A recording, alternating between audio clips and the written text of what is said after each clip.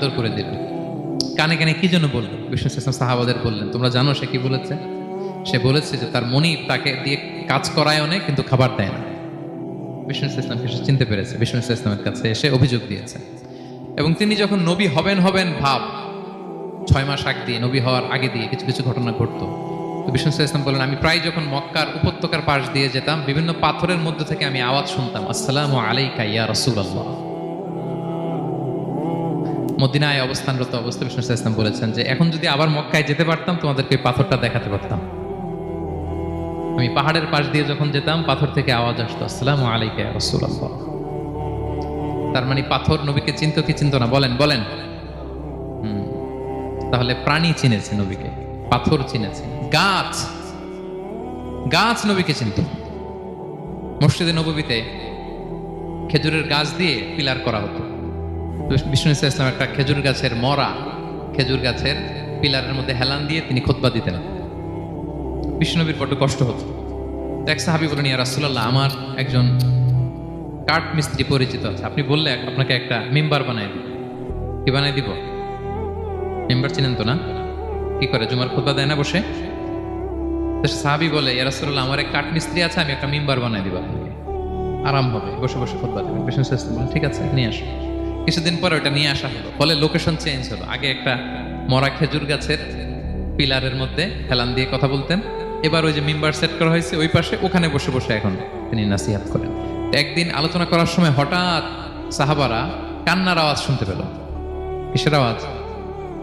সহিহ বুখারীর বর্ণনা, কান্নার আওয়াজ শুনতে পেলেন। তাও 10 মাস গর্ভধারিণী উটের কান্নার আওয়াজ। এরকম সাহাবারা ভয় পেয়ে গেলেন, কই কোনো উট তো না, এটা তো মসজিদ, মসজিদের ভিতরে কান্নার আওয়াজ। বিষ্ণু ইসলাম বুঝতে পারলেন। তিনি মিম্বার থেকে নেমে যে ওই যে আগে যেই মরা খেজুর গাছের পিলার মধ্যে হেলান দিয়ে ওয়াজ করতেন, ওই পিলারটারে আদর করতে আরম্ভ করলেন।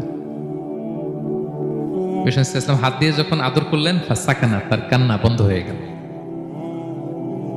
তখন বিষ্ণু ইসলাম বললেন যে তোমরা বুঝতে পারোনি এটা কিসের আওয়াজ? এটা হচ্ছে ওই মরা খেজুর গাছের আওয়াজ। আমার বিরহে, আমাকে যে পায় না, তার গায়ে আমার পিঠ মোবারক লাগিয়ে আমি ওয়াজ করতাম, আমার বিরহে মরা খেজুর গাছ থেকে কান্নার শব্দ এসেছে। আজ ওই জায়গাটা চিহ্নিত করা আছে। এটাকে বলে মসজিদে নববীতে আল উস্তুয়ানাতুল হান্নান। হান্নান মানে কাঁদে এমন পিলার। সুবহানাল্লাহ বিহামদিহি। তাহলে পাথর বিষ্ণু ইসলামকে সালাম দিয়েছে, প্রাণী বিষ্ণু ইসলামের সাথে কথা বলেছে, মরা গাছ খেজুরের গাছ বিষ্ণুনবীর বিরহে কেঁদেছে। সুবহানাল্লাহ বিহামদিহি। বিষ্ণু ইসলামের ইউনিকনেস, ইউনিক ফিচার। বিষ্ণু ইসলাম, আমরা যেমনি মাঝে মাঝে আমাদের লাইফে আপস এন্ড ডাউনস থাকে, ওনার জীবনেও ছিল। একটা সময় ছিল বিষ্ণু ইসলামের এমন এসেছে যে ওনাকে ঘরে শেল্টার দিতেন ওনার স্ত্রী খাদিজাতুল কুবরা তাহেরা রাদিয়াল্লাহু তাআলা আনহা। মেন্টালি সাপোর্ট দিতেন, ফিনান্সিয়ালি সাপোর্ট দিতেন, উনি মারা গেলেন। পলিটিক্যাল সাপোর্ট দিতেন চাচা আবু তালেব, উনিও মারা গেলেন। কই যাবেন? নেইবারিং সিটি তায়েফে গেলেন দাওয়াত নিয়ে, সেখানেও নির্মম অত্যাচারের শিকার হলেন, প্রত্যাখ্যাত হলেন। ওনার হৃদয়টা ভেঙে খান খান, কষ্টে বেদনায় জর্জরিত হয়ে বিষ্ণু ইসলামের মন বড্ড খারাপ। বিষ্ণু ইসলামের এই ভঙ্গুর মনকে ভালো করে দেবার জন্য, সারপ্রাইজ দেবার জন্য আল্লাহ তাআলা আসমানি মিটিং এর জন্য বিষ্ণু ইসলামকে স্পেশালি ইনভিটেশন পাঠিয়েছেন। কোন নবীকে আল্লাহ এটা পাঠান নাই। কোন নবীকে আল্লাহ তাআলা ঊর্ধ্ব জগতের স্পেশাল ডিভাইন ঐশী মিটিং এর জন্য কোনো ইনভিটেশন পাঠান নাই, বিষ্ণু ইসলামকে পাঠিয়েছেন। সুবহানাল্লাহ পড়ে। মেরাজের ঘটনা আমরা জানি না? আল্লাহ তাআলা সূরাতুল ইসরাতে বলেন, সুবহানাল্লাযী আসরা বিআবদিহি লাইলাম মিনাল মাসজিদিল হারামি ইলাল মাসজিদিল আকসা। মসজিদুল হারাম থেকে আল্লাহ তাআলা বিষ্ণু ইসলামকে মসজিদুল আকসাতে নিয়ে গিয়েছেন। এই ইসরা মেরাজ 2 পার্ট। প্রথমে এটা শুরু হয়েছে মক্কা থেকে, মসজিদুল হারাম থেকে মসজিদুল আকসা পর্যন্ত। মসজিদুল আকসায় উনি একটা স্টেশন দিয়েছেন, তারপর ওখান থেকে ঊর্ধ্ব জগতের কাহিনী শুরু হয়েছে। আল্লাহ তাআলার স্পেশাল কিছু নিদর্শন দেখানোর জন্য, বিষ্ণু ইসলামকে সান্ত্বনা দেওয়ার জন্য, ওনার মন ভালো করে দেওয়ার জন্য আসমানি ইনভিটেশন পাঠিয়েছেন। আল্লাহু আকবার। কোন নবীকে আল্লাহ তাআলা এই মর্তবা দেন নাই, বিষ্ণু ইসলামকে দিয়েছেন। ইউনিক ফিচার, কেউ পাননি এটা। এবং এই যে বললাম, তিনি মক্কা থেকে প্যালেস্টাইনে একটা স্টেশন দিয়েছেন, মসজিদুল আকসায় স্টেশন দিয়েছিলেন। তো তিনি বললেন, আমি যখন মসজিদুল আকসায় ঢুকলাম, দেখি সব নবীরা আমার জন্য অপেক্ষা করতেছে। সকল নবীর, আমার আগে যত নবীরা এসেছিল সব নবীর অপেক্ষা করতেছে। ফাহানাতিস সালাহ, নামাজের ওয়াক্ত হলো। ফাআমামতুহুম, এই সব নবীদেরকে নিয়ে আমি নামাজের ইমামতি করেছি। সব নবীদেরকে নিয়ে বিষ্ণু ইসা ইসলাম মসজিদুল আকসা ইমামতি করেছেন। এই সুযোগ আর অন্য কোনো নবী পেয়েছে কি? আওয়াজ করে বলেন, পেয়েছে? ইউনিক ফিচার বিষ্ণু ইসা ইসলামের। মেরাজ গিয়েছেন, ইউনিক ফিচার। সবাইকে নিয়ে ইমামতি করেছেন, ইউনিক ফিচার। বিষ্ণু ইসা ইসলামের আরেকটা ইউনিক ফিচার হচ্ছে উনি ঘুমালে ওনার অজু ভাঙত না। অজু অবস্থায় ঘুমাইলে আবার যদি নামাজ পড়তে চাই পড়া যাবে, কি করতে হবে? অজু করতে হবে। কিন্তু বিষ্ণু ইসা ইসলাম ঘুমালে অজু ভাঙত না। বিষ্ণু ইসা ইসলাম বলতেন, ইন্না আইনাইয়া তানামান ওয়ালা ইয়ানামু কলবি, আমার চোখ ঘুমায় কিন্তু আমার অন্তর ঘুমায় না। সর্বাবস্থায়, জাগ্রত অবস্থায়, ঘুমন্ত অবস্থায় বিষ্ণু ইসা ইসলামের হৃদয় আল্লাহর জিকিরে ব্যস্ত থাকতো।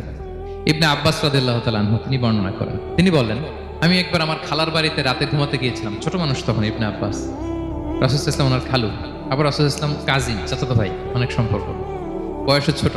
বলেন যে রাতে আমার খালা মাইমুনা, রাসূল সাল্লাল্লাহু আলাইহি ওয়াসাল্লামের একজন স্ত্রী, আমাদের আম্মা জান মাইমুনা বিনতুল হারিসের বাড়িতে আমি ঘুমাতে গেলাম। আমি ফলো করতাম নবী কি করতেন। তো দেখলাম মাঝরাতে তিনি উঠলেন, উঠে তাহাজ্জুদের নামাজ পড়লেন। কি বললেন? তাহাজ্জুদ পড়লেন। পরে বিষ্ণু ইসলাম একটু ঘুমালেন। এমন ঘুম, হাত্তা সামিআতু গতীতাহ, ঘুমালে গভীর ঘুমের কারণে শ্বাস প্রশ্বাসের একটা মৃদু শব্দ হয় না বাতাসের? দেখেন কত চমৎকার পর্যবেক্ষণ করতেন তিনি। ইবনে আব্বাস বলেন, হাত্তা সামিআতু গতীতা সাউতি, তার ঘুমের কারণে শ্বাস প্রশ্বাসের যে আওয়াজ, শ্বাস আসতেছে বের হচ্ছে, এটাও আমি কানে শুনতে পেলাম। মানে ভারী ঘুম। তার মানে কি? ভারী ঘুম। তারপর দেখলাম বেলাল ফজরের আজান দিল, বিষ্ণু ইসলাম ঘুম থেকে উঠে আবার নতুন করে ওযু না করে যে ফজরের নামাজ পড়লেন। কেন? কারণ উনি আমাদের মতো ঘুমালে অজু ভাঙতো না। Uniqueness, unique feature of prophet Muhammad সাল্লাল্লাহু আলাইহি ওয়াসাল্লাম, উনি ঘুমালে অজু ভাঙতো না।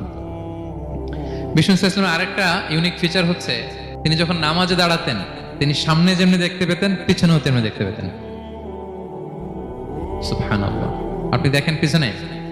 হ্যাঁ, আচ্ছা, গাড়িতে বসলে অবশ্য যে ক্যামেরা লাগায় দেখা যায় এখন, না? রাসূল সাল্লাল্লাহু আলাইহি ওয়াসাল্লাম সামনে কেবলায় যেরকম দেখতেন পেছনেও দেখতেন। তো তিনি সাহাবাদেরকে প্রায় বলতেন, এই কাতার সোজা করো, কারণ ইন্নী লা আরাকুম ওয়ারা যাহরি, আমি সামনে যেমনি দেখি পেছনেও কিন্তু দেখি। তিনি পিছনেও দেখতেন। আরেক বর্ণনা এসেছে, ইন্নী ইমামুকুম, খবরদার আমি তোমাদের ইমাম, ফালা তাসবিকুনি বিররুকুই ওয়ালা বিসসুজুদ, আমার আগে কেউ রুকু সিজদা করো না। ইমামের আগে রুকু করলে নামাজ হবে? ইমাম সিজদায় যায়নি, আপনি আগে চলে গেছেন, তা আপনি ইমাম হয়ে গেছেন, হবে? নামাজ হবে? রাসূল সাল্লাল্লাহু আলাইহি ওয়াসাল্লাম বলেন, খবরদার আমার আগে রুকু সিজদা করো না, খবরদার করো না, আমি কিন্তু দেখি। ফা ইন্নী আরাকুম মিন আমামি ওয়া মিন খালফি, সামনে যেমনি দেখি পেছনেও দেখি। সুবহানাল্লাহ। এটা ওনার একটা ইউনিকনেস, আল্লাহ তাআলা স্পেশালি বিষ্ণু ইসলামকে এটা দিয়েছেন।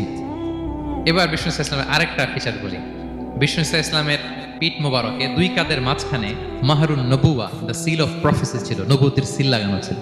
আল্লাহু আকবার। এটাকে বলে মাহরুন নবুয়া, দ্য সিল অফ প্রফেসি। তিনি যে নবী, এটার সিল ছিল। তাওরাত এবং ইনজিলে এই কথাটা এসছে যে শেষ নবীকে চিনার একটা মাধ্যম হচ্ছে ওনার পিঠে দুই কাঁধের মাঝখানে দ্য সিল অফ প্রফেসি পাওয়া যাবে, নবুয়তির চিহ্ন। আল্লাহু আকবার। এটা অনেক সাহাবারা দেখেছেন এই চিহ্নটা। এটার সাইজ কতটুকু? কান্নাহু বাইদাতু হামাম, কবুতরের ডিমের যে সাইজ ওই সাইজ। কবুতরের ডিম যেরকম ছোট হয় ওই সাইজের। আচ্ছা, অন্য হাদিসে এসেছে কাজিররিল হাজালা, এরকম ছোট্ট ডিমের সাইজ। অনেক সাহাবারা এটা দেখেছেন। সালমান আল ফারিসি রাদিয়াল্লাহু তাআলা আনহু, উনি মুসলিমই হয়েছেন এই দৃশ্য দেখে। সালমান আল ফারিসি রাদিয়াল্লাহু আনহু, উনি আরব মানুষ ছিলেন না, নন আরব ছিলেন, পার্সিয়ান, ফার্সিতে কথা বলতেন, মানে ইরান থেকে এসেছিলেন। ইরান। উনি প্রথমে অগ্নি উপাসক ছিলেন। কি ছিলেন? অর্থাৎ ওই যে জরাথুস্ত যারা আগুন দেখলে এরা পূজা করে, আগুনের পূজা যারা করে, জরস্ট্রানিয়ান, এই ধর্মে বিশ্বাসী ছিলেন। আগুনের পূজা করতেন ইরানে। তিনিও আগুনের পূজা করে, তার বাবাও আগুনের পূজা করে। তো একদিন বাবা একটা কাজে পাঠিয়েছে, ওই কাজ করতে যেয়ে সে খ্রিস্টানদের গির্জা ক্রস করতেছিল। ছোট মানুষ গির্জা ক্রস করতে যেয়ে দেখে খ্রিস্টানরা কেমন যেন আলাদা ইবাদত করে, নামাজ পড়ে। এটা দেখে খুব ভালো লাগছে তার, খুব ভালো লাগছে। বাড়িতে এসে বাবারে বলে, বাবা আমি দেখলাম যে খ্রিস্টানরা তাদের চার্চে গির্জায় নামাজ পড়ে, এটা তো অনেক সুন্দর, আমরা যে আগুনের সামনে যা করি এটার চেয়ে ওইটা সুন্দর।